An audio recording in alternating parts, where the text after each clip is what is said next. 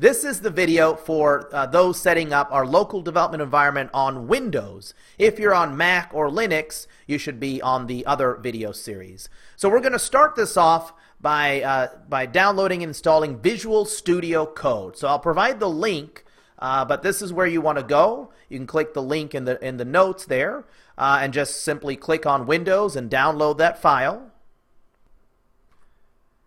And once that's done, you can open up that download and simply click I accept the agreement, or you can read it if you really want to. And all of the defaults here are going to be fine. You can change the install folder if you want, or just click next. And then you can click next here. You can create a start menu folder or not. We're going to be using this from the terminal mostly, so you don't really need to do that. But you can click next. And then on this screen here, I would like you to check all of the boxes underneath Other. So you want to add Open with Code for anything if you happen to be working from the File Explorer. But like I said, most of the time we're going to be doing this from the terminal. And then click Next.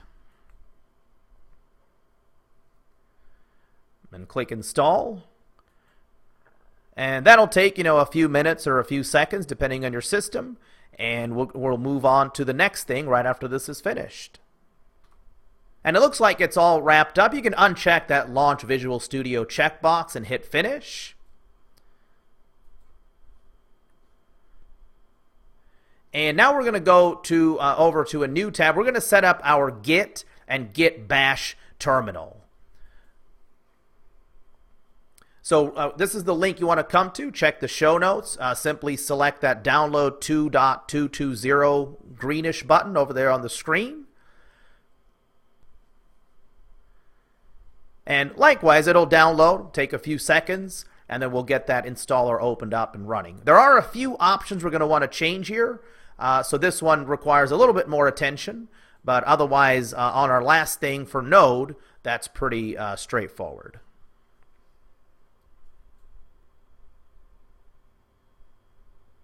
All right, we'll click Next when this comes up. And we can click Next for the default folder.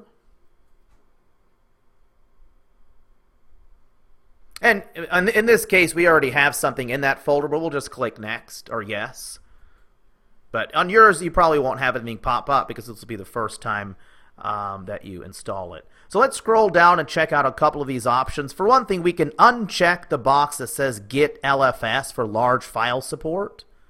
So we can uncheck that box.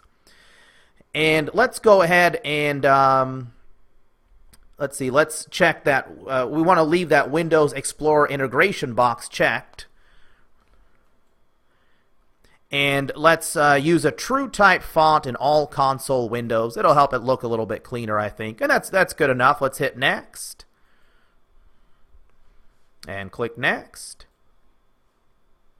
And on here, we want to select that drop down and make sure that the default editor used by Git is actually code. So we want to change that.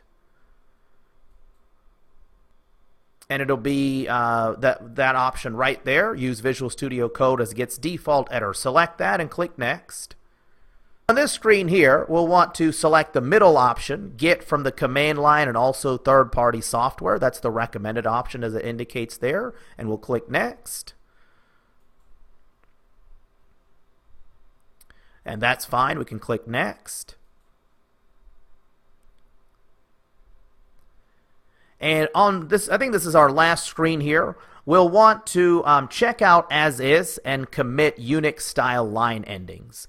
And that'll prevent a lot of silly errors dealing with invisible characters that come at the end of lines and the differences between the way Windows handles those and Unix handles those. So we'll click Next.